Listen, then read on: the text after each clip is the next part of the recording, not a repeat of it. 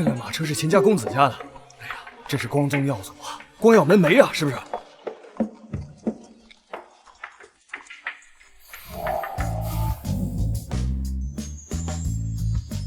这宋锦命可真好，一个父母双亡的孤儿，却能嫁给秦公子这般风光激越的人物。她嫁进秦家不到2年，秦公子就高中状元，之后更是得到皇上赏识，步步高升。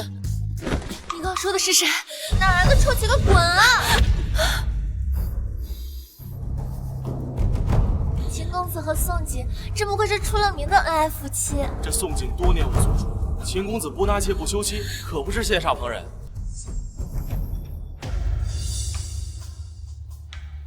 夫君真是好演技呢。宋锦，我们都是宋家的女儿，为什么你家的状元郎，而我却只能嫁给秦池那个病秧子？早早守寡，被人骗光钱财，沦为安娼，我服！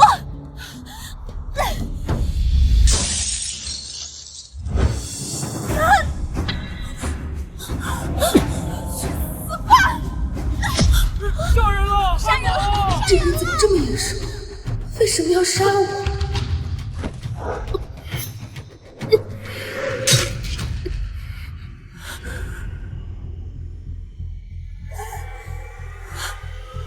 凭什么嫁给他？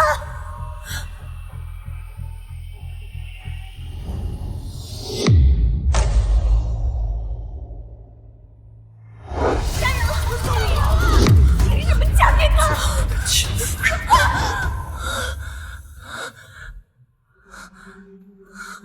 怎么回事？我没死。秦池，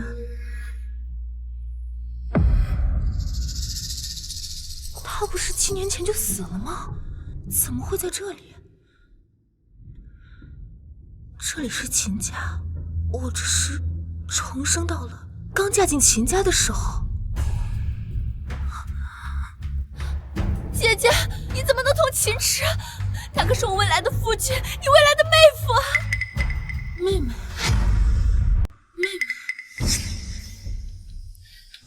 姐姐先垫垫肚子。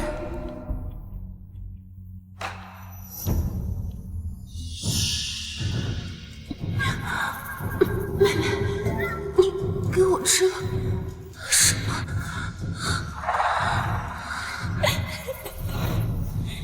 宋锦啊，这辈子就你嫁给秦池那个病秧子吧。所以宋秀也重生了。看来他对前世的婚姻不满，才想出这种昏招来。宋家大姑娘，你已经和秦池睡在了一处，这婚约就只能换一换了。就让二姑娘宋秀嫁与我家明松吧。前世秦家2兄弟皆住在书院，明日才归家，会出现这番变故，难道是宋秀谋划的？伯母，嫁与秦池我没意见，请您先出去，我有事同庶妹说。看来宋秀说的不错，这宋锦果然患有生不出孩子的毛病，不然怎么会答应的如此痛快？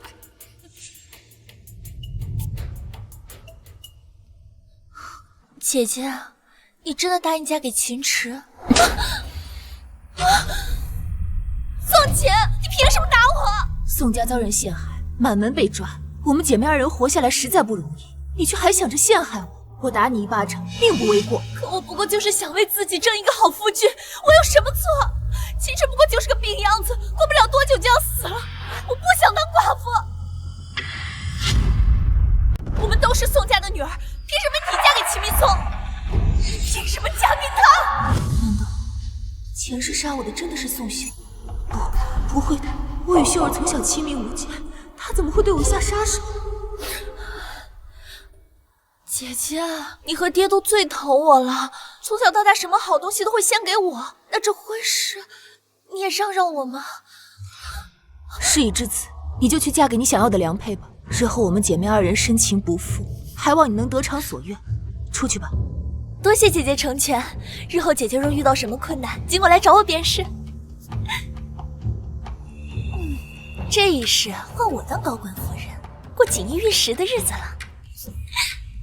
你只瞧见他当大官，不修糟糠妻，却不知他早就在外收养了外室，而我只是为他用来赚取好名声的工具罢了。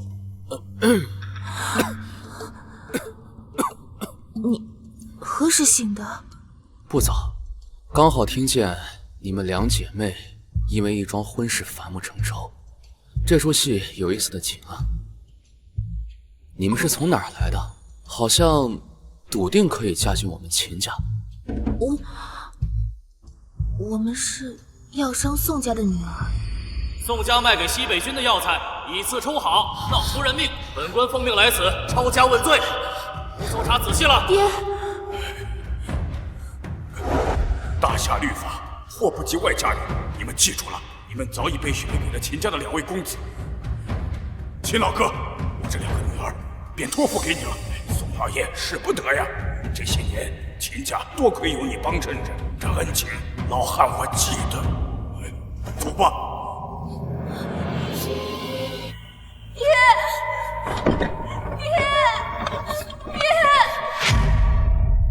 家父蒙冤遭难，幸而秦伯感念家父往日照拂之情，愿意将我姐妹2人嫁入秦家，分别嫁给你和你堂兄。你倒是大度，你妹妹害你失去了清白的名声，还害你失去了一桩好的婚事，你竟然如此大方，就让给了她。亲事是好是坏，要嫁过才知道，就好比如人饮水，冷暖自知。你现在这般讲，等你见过我那堂兄，怕是得后悔。他一表人才，温文尔雅，不出意外的话，进士及第也不在话下。而我父母早亡，疾病缠身，莫要说功名利禄了，就算活下去都成问题。人不要在乎生命的长短，我观你虽负病体，却是个通透人。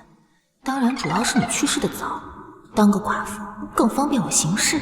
没想到你一介闺阁女子竟能说出这般话，既如此，那我们这婚事就定下了。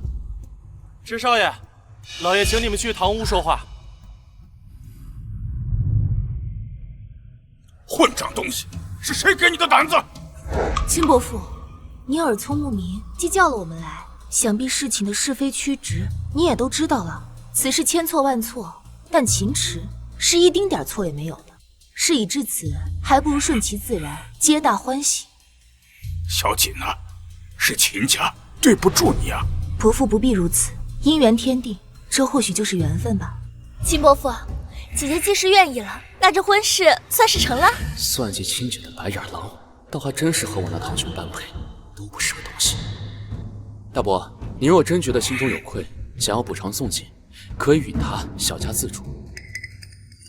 前世秦家一大家子生活在一起，大事没有，鸡毛蒜皮的小事一箩筐。若真能小家自主，倒能轻松些。小家自主自然是没问题。老头子，我们还没有分家，他怎么能小家自主？这不合规矩。你给我闭嘴！你做出的糊涂事，有什么资格在这儿干涉？如此，便多谢伯父了。我还一事想求伯父成全，可否与伯父单独说话？出去吧。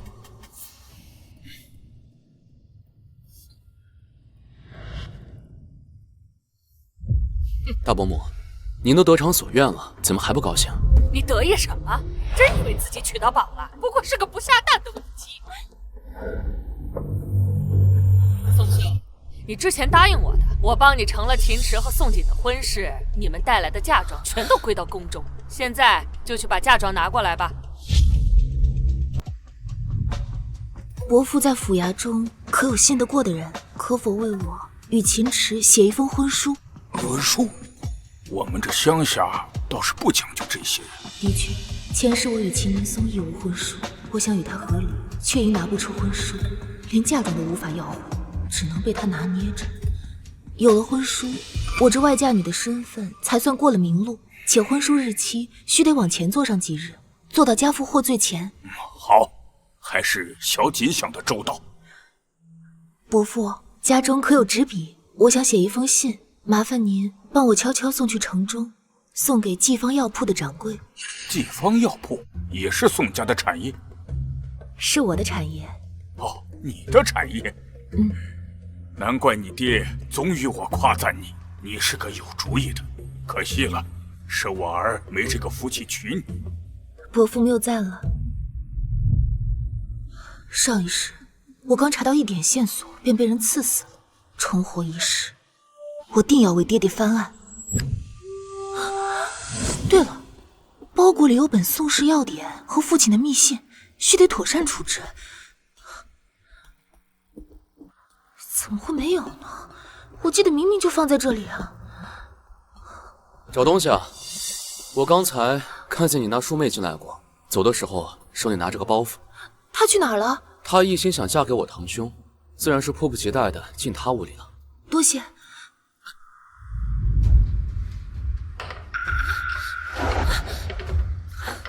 这是什么破东西啊！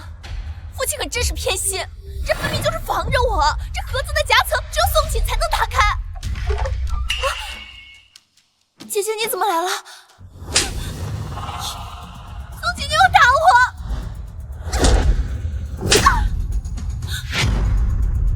打的就是你这个小偷，东西还来！什么叫偷啊？父亲给的嫁妆也有我的一份。只是一份嫁妆吗？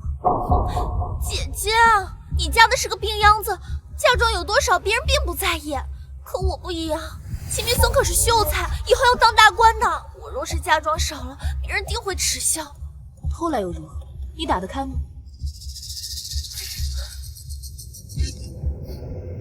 看在你过不了2个月就要当寡妇的份上，我让你再得意得意。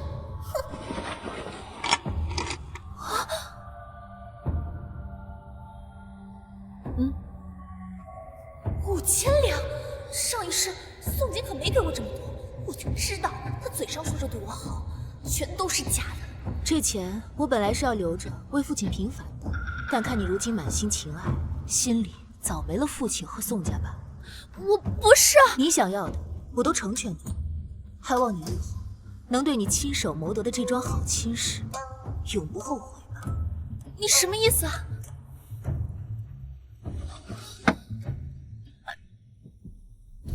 难道这门亲事我真的换错了？肯定不可能的，上辈子秦明松可是顺利当上大官，我肯定不会选错的，我肯定不会选错。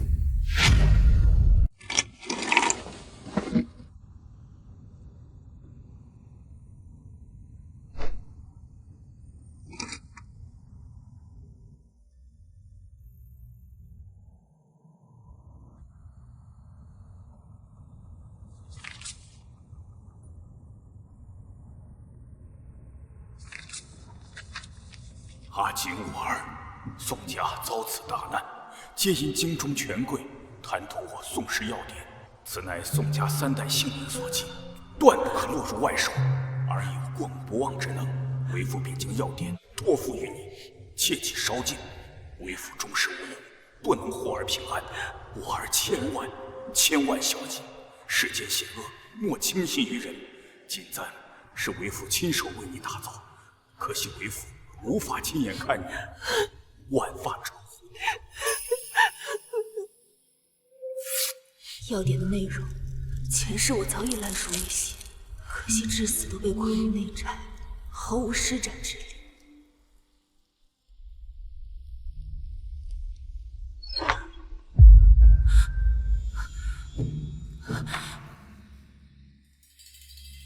你这是？大伯说，你我婚事虽不方便大操大办，但成亲总该有成亲的样子。娶我，委屈你了。大伯母嫌我是个拖油瓶，本也不会对我的婚事上心。不过我很庆幸，至少是你，而非你那蠢出天的庶妹。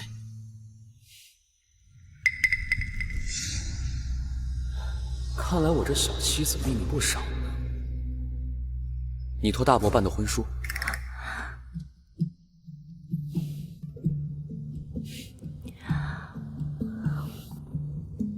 一纸婚书罢了，值得你这般小心对待？值得。待日后成了寡妇，我可得靠这纸婚书带走嫁妆呢。他这般重视婚书，应是满意这门亲事。看来是真的看中了我这个人，而不是赶鸭子上架才嫁给我。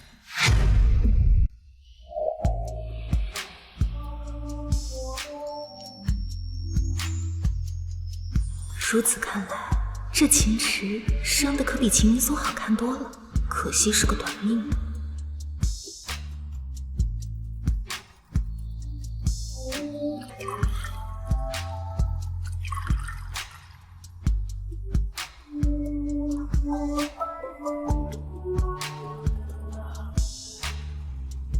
饮合金酒吧。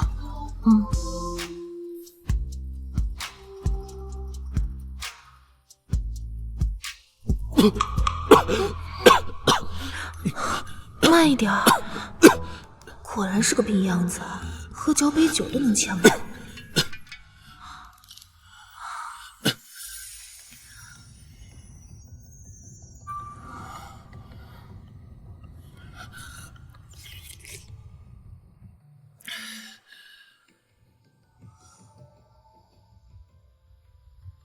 相公，你何时回书院？相公，我请了长假，想去书院找夫子销假即可。我能跟你一起去吗？正好可以照顾你。我想在书院附近租个小院儿。看不出来，他竟是这么粘人的性子。得离开秦家去城里住，如此才能行事方便。这不妥吧？没有什么不妥的，相公的衣食住行、一日三餐都需要人照顾。这个理由是无不妥，但是我害怕家中长辈不同意。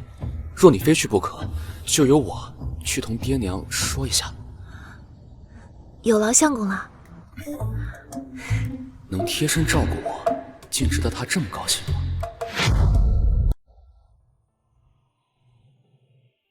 前世父亲流放时离奇失踪，今生我提前送信，让人悄悄跟随，但愿能阻止此事发生吧。那个，我堂兄明日会回家。哦，看来他是真不在意没能嫁给秦明松。天色不早了，夫君也早些休息吧。哦，我看完这页就睡觉。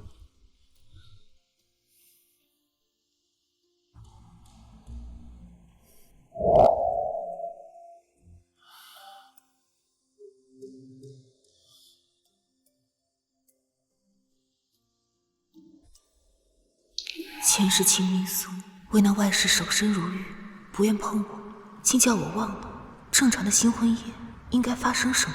娘子，嫁都嫁了，没什么好矫情的。妾身服侍夫君就寝。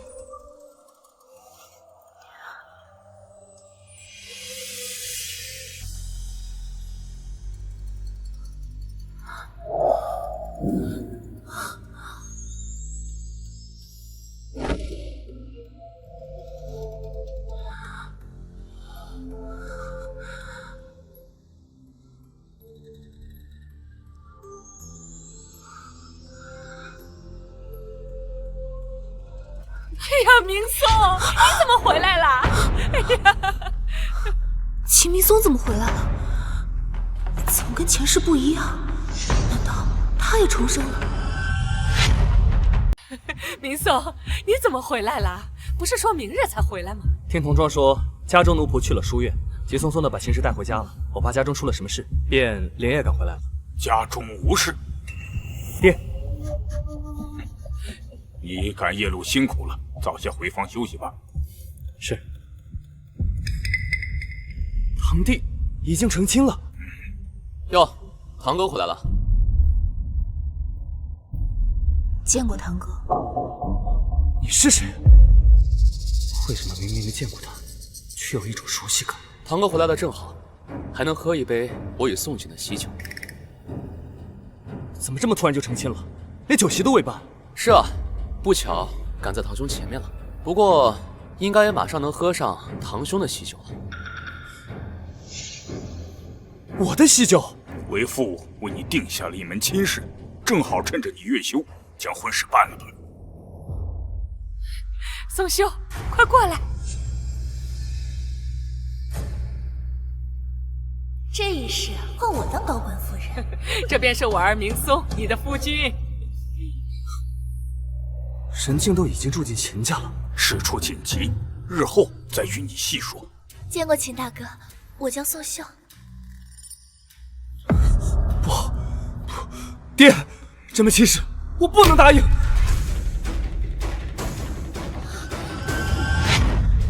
前世秦明松可没有剧情，他不会真的重生了吧？为什么？上一世他可没拒绝宋锦。杀人了！这女人疯了吧？别看了，杀人了！杀人了！难道前世杀我的真是宋秀？就因为结恨我嫁给了秦明松，可我们是亲姐妹，上辈子直到他与人私奔前，我都一直护着他的，怎么还跟个小孩似的？姐姐，我就知道你最好了。怎么脸色这么难看？不舒服吗？要不我先扶你回房。我没事，我不希望是你，但如果真的是你，你我之间只能是仇人。秦大哥，是我不够好吗？胡闹！婚姻乃父母之命，岂由你儿戏呀？我，秦伯父，秦大哥不答应也没事，你千万不要怪罪他，是我不配。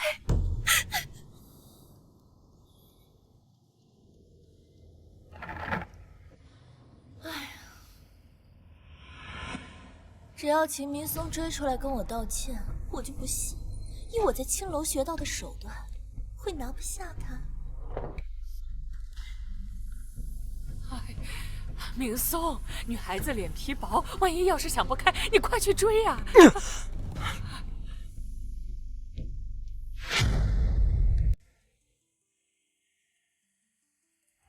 一拜天地，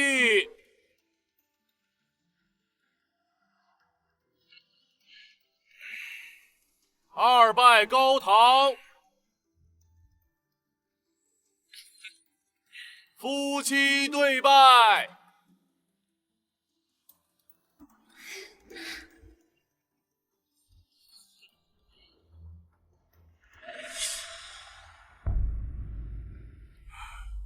明松啊，好好待你媳妇儿。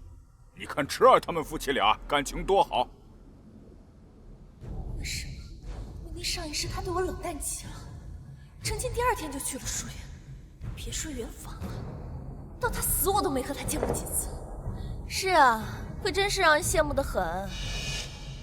你现在和这碧阳子感情越好，等他死了你就会越痛苦，还会背上克夫的名声。好姐姐，我前世受的苦，你也该好好尝一尝。姐姐，你给我准备了什么天妆？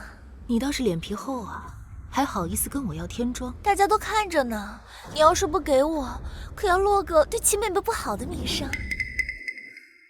天妆是吧？好，我给你，不过就怕你接不住。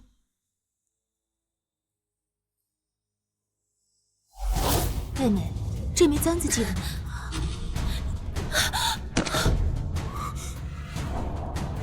不可能！你怎么会有这个？竟真是他！我呵护了一辈子的妹妹，居然对我痛下杀手。宋锦不可能重生的，上辈子他7年无所出，秦明松都不肯休妻，感情可想而知有多好，他怎么可能答应换妻？何况秦明松前世还当了大官。姐姐，你要是不想给我添妆也就算了，你别推我。你当众欺负亲妹妹，你这个女人还真是歹毒。看来我这妹妹还真是有几分手段，这就哄得你维护她。说说吧，她跟你说我什么了？你当众欺负自己的妹妹，还有理了？素秀，我欺负你了吗？没有。你如今已经嫁给我了，不用怕她。宋锦，你根本不配进我们秦家。秦池，把这个女人休了，别让她败坏我们秦家的门楣。堂兄，我们秦家只是泥腿子，可不是高门大户，可不兴休妻这一说。堂兄空口白牙，就想要给我扣个败坏门楣的帽子吗？我宋家虽不在了，也由不得你这么羞辱。逆子，你胡说什么？还不赶紧给小锦赔罪！我都已经听你妹妹说了，你刚嫁进秦家就勾引秦池，逼着你亲妹妹给你换亲，苛责亲妹不敬长辈，幸好我没娶你这种女人。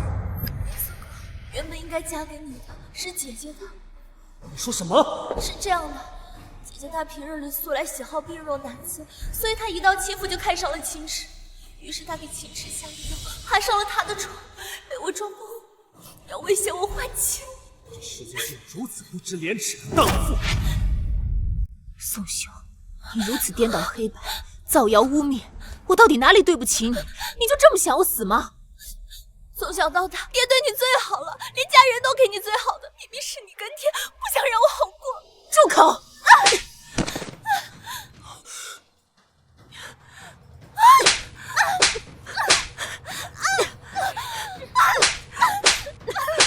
秦池，你可别拉开你媳妇儿！没想到他竟也会有如此不文雅的女人，但好可爱。堂兄，你打得我胸口好痛。宋秀，你真的该死！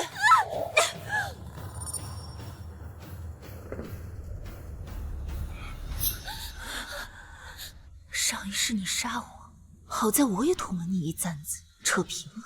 这一世我要好好过，就不杀你脏我的手。但若你再敢招惹我，有的是办法，让你生不如死。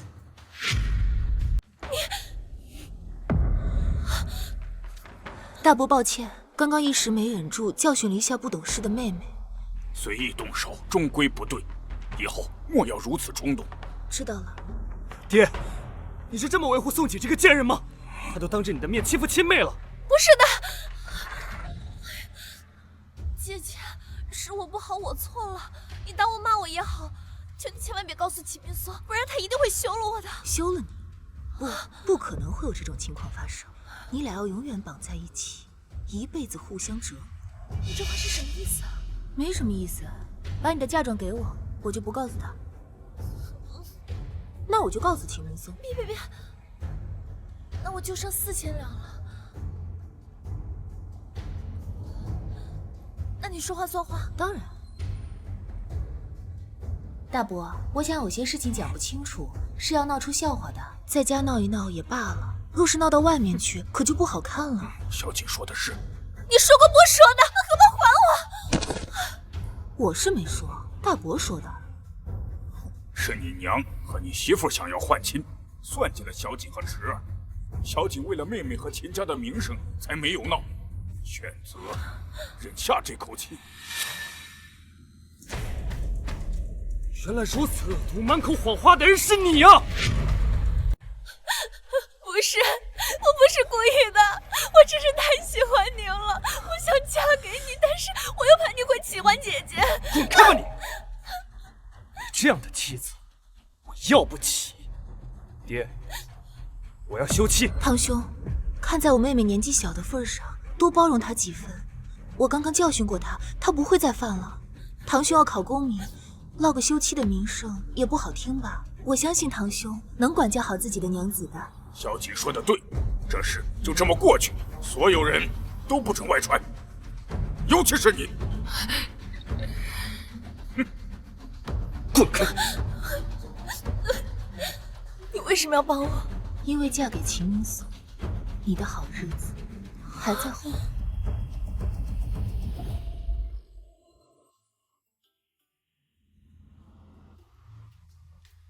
这是什么？这是给你的聘礼，你我成亲仓促，没有正式的拜堂，总觉得委屈了你。徽墨、设宴、诸葛饰笔、诚心堂纸，娘子竟然都认得。自然，徽墨可是号称1两黄金1两墨，而设宴与端砚齐名，天下闻名。诸葛饰笔出自四宝堂，做工精细，可谓一笔难求。而这诚心堂纸更是宫廷御纸，这些卖出去，少说得值1000两。娘子当我真是见多识广，但秦家的家底都不足1000两，夫君何来此等贵重之物啊？糟糕，得意忘形了。也是没想到娘子出身商户之家，却对文房四宝也如此了解。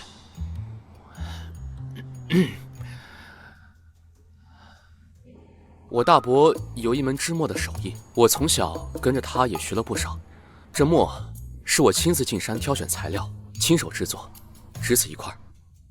竟是夫君亲手做的？我家的墨皆是出自大伯之手，我瞧见这墨与我大伯做的没有差。娘子喜欢就好。那这笔纸和砚台呢？都是夫君亲手做的？这笔纸、砚台是因为我读书读得好，书院的先生欣赏我的才学，赠予我的。这么说来，夫君读书很好？自然。可我分明记得他读书并不出挑。上一世，秦明松在2个月后的科举中了举人，而他却榜上无名。他怎么盯着我不说话了？该不会不信吧？娘子是不信？算了，每个人都有自己的秘密，怎么会呢？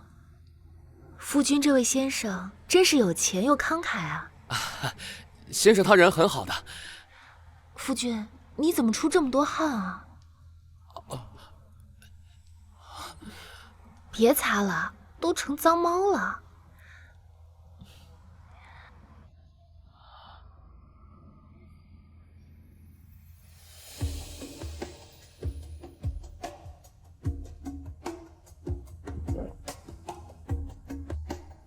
等等，我记得上一世秦池，他好像就是因为这次考试太过辛苦，就此一病不起，没多久便去世了。怎么了？我虽想当个寡妇，但自嫁给秦池后，他对我多有维护和照顾，难道我要眼睁睁看他去死吗？夫君，我从小跟着父亲学习医术，也算略通些岐黄之术，让我为你把个脉吧。不用，都是娘胎里带来的老毛病了。夫君信不过我？怎么会啊？那就劳烦娘子了。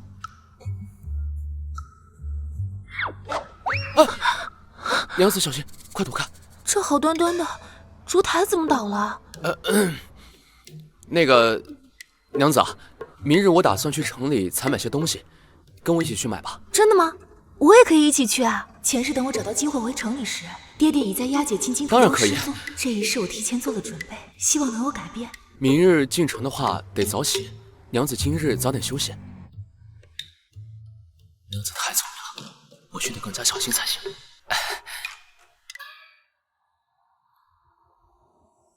我与秦池虽已是夫妻，但说到底相处也才不过4日。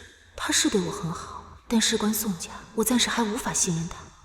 心思都写在脸上了，罢了，我主动点儿，别让他为难了。娘子，我要去一趟书院，你无妨，我自己去东街买些物事。那行，1个时辰之后，我们在东街口碰面。好。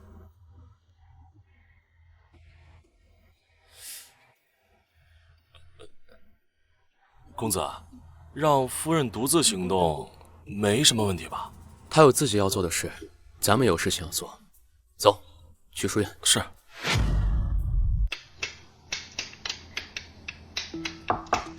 公子，您来了，小人让人给您沏茶。不必了，我待不久。让你查的事怎么样了？好，查到了，宋家的罪名是药材造假，跟西北军需有关。西北军？我记得宋家每年的药材是定量的，供应不上军需吧？而且，为什么会是相隔千里的西北军？是啊，前几年咱们也曾想找宋家合作，但被拒绝了。后来得知宋家不轻易和不熟的人打交道，突然做起西北军的生意，确实有古怪。事发当晚就抄家，还连夜借押犯人进京，官府办事的效率何时这么高啊？只能说是事出反常必有妖。对了，宋家出事后，立刻就有些人大肆收购宋氏药材，小的也让人买了些备用，可是价格比市面上的翻了5倍呢。看来不信宋家药材造假的不只是咱们。公子，还发生了一件趣事。公子回秦家沟次日，有人寻上老霍，让他暗中保护流放的宋家人，酬金5000两。老霍见公子在秦家沟，就想发一笔横财，结果失败了。失败了？是啊，老霍说押解宋家人的队伍没有北上京师，反而连夜南下，到达屯溪后人就失踪了。是什么人找上老霍？济方药铺的金掌柜，查到她是宋大小姐母亲的陪嫁，因10几年前便嫁人自立门户，所以此番没有受牵连。这么说，是男子。林姨，小姐，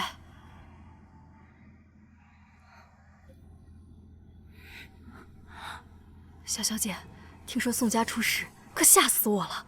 幸好收到您送来的平安信。先不说这些了，我让你帮忙联系的人，那人回信说宋老爷他们在屯溪失踪了。屯溪竟没有上京，而是南下，难怪上辈子花了好几年都没有找到一点线索。小姐，您在说什么？屯溪大码头每日来往船只繁多，要偷偷运走一批人，简直如溪水入海，无迹可寻。林姨，你说我还能找到父亲他们吗？肯定会的。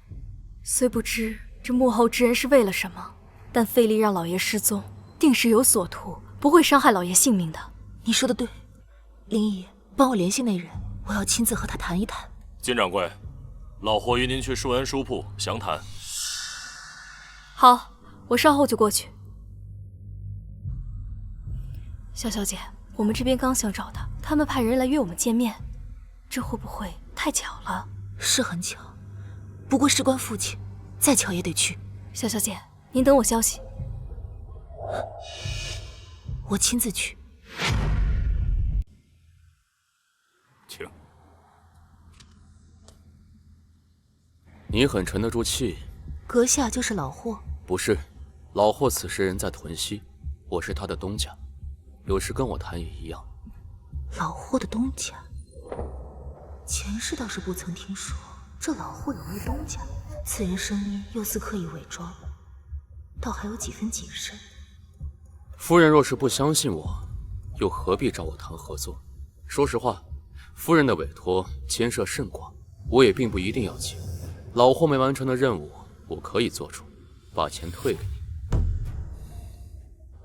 阁下想必知道我的身份了，那我就开门见山了。只要阁下的人能够帮我寻到家人的下落，我会将宋家在怀庆府的隐藏产业尽数赠与阁下。宋家竟还藏有底牌？怀庆府有4大怀药，宋家的隐形产业怕是笔巨额财富。你应该知道，人在屯溪失踪代表着什么。我可没法保证一定会把人寻回来。只要你能尽力去寻，以3年为限，就算寻不到，怀庆府一半的产业依旧归你们所有。我确保会有2个种植4大怀药的庄子。夫人还真是大手笔。我只是想让阁下知道，我为了寻家人，不惜下重本。只要阁下尽心尽力，钱财上，我绝不会亏待阁下。娘子还是太单纯了，真好骗，搞得我都要心慈手软了。好，我答应夫人，但是我有一个要求，希望夫人能答应。阁下请讲。我要收购宋氏药业，为期3年。同时，我也会帮你调查出陷害宋家背后的凶手。你是家吗？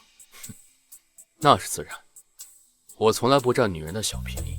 这人倒是奇怪，我家出事后，市面上的药材水涨船高，更别说有我家炮制的药材，如今怕是价比黄金。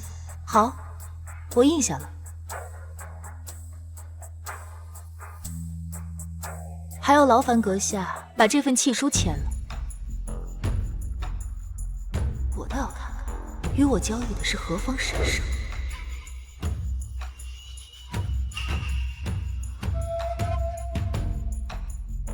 此人身形瞧着有些熟悉。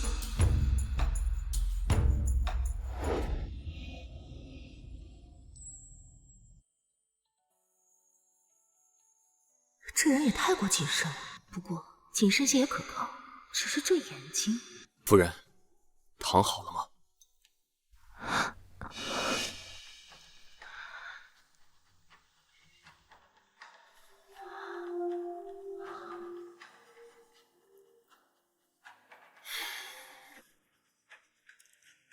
具体的交易，阁下的人拿着这份契书去和季方药铺去谈就好。我还有事，便先告辞了。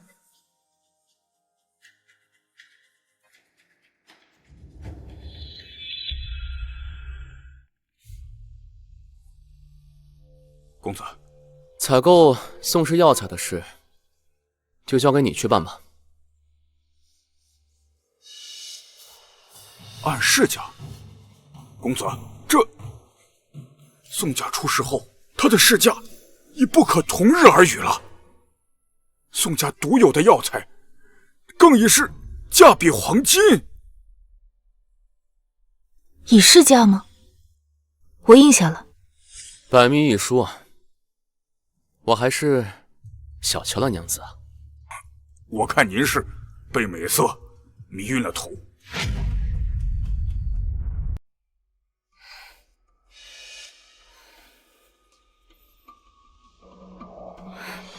小小姐，谈得如何？对方答应了，会尽全力去寻找父亲的下落。另外，宋氏这3年的药材需优先供给他，以市价。以市价，这可是好事啊！每家各送20斤米面，就说是宋家提前给的年礼。宋家不在了，我还在，让他们安心侍弄草药。药材我会让人按时去收，价格是老规矩。小小姐辛苦了，这个年纪就要担起这么重的担子。我哪里辛苦？我如今嫁了人，许多事处理不便，都要麻烦林姨为我周全。娘，有人冒充咱们店铺的人骗了老药头，把他的豹皮伤都骗走了。让我知道那人是谁，我一定不会放过他。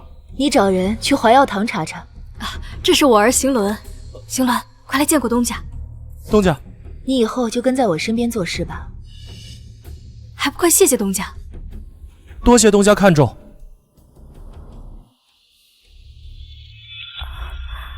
啊，来这边。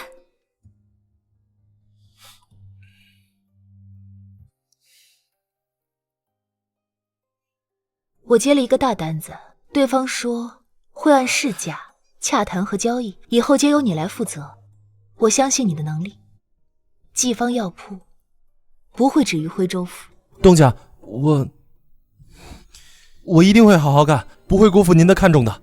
我当然看重你，因为前世你便是我的左膀右臂，在经商方面天赋惊人。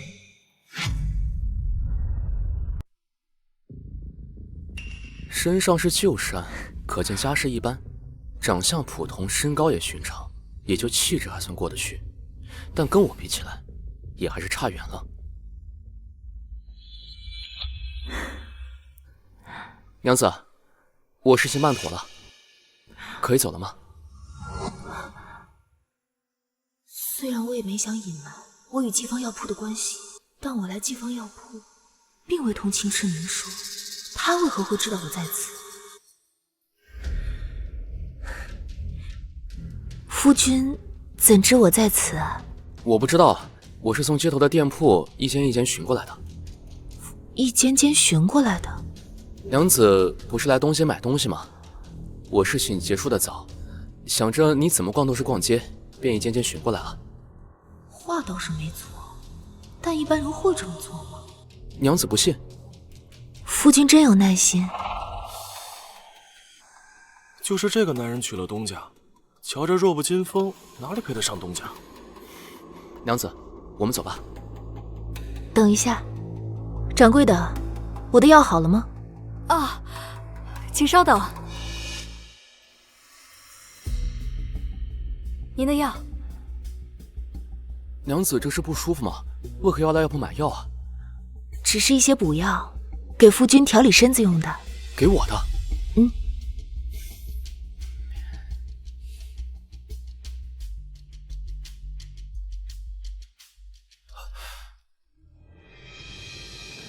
娘，东家为什么防着那个男人？他们不是夫妻吗？主子的事儿少打听，除非你不想给主子做事。哦。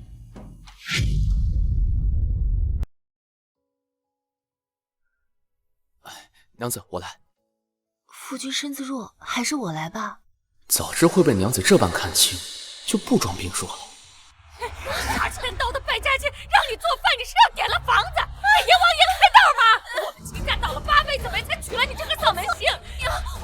故意的，我以前没做过饭。不会做饭，还当自己千金大小姐，嫁到我们秦家就是秦家媳妇儿。宋锦，看我如此狼狈，你很得意吧？对呀。妹妹，好好享受你费尽心机抢来的好姻缘吧。伯母，我这妹妹娇养惯了，还需要您好好调教一下。算你懂事儿，走，走，走。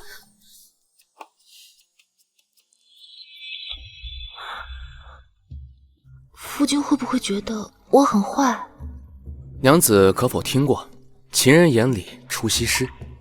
不管娘子是什么样的人，在我看来都是最好的。哼。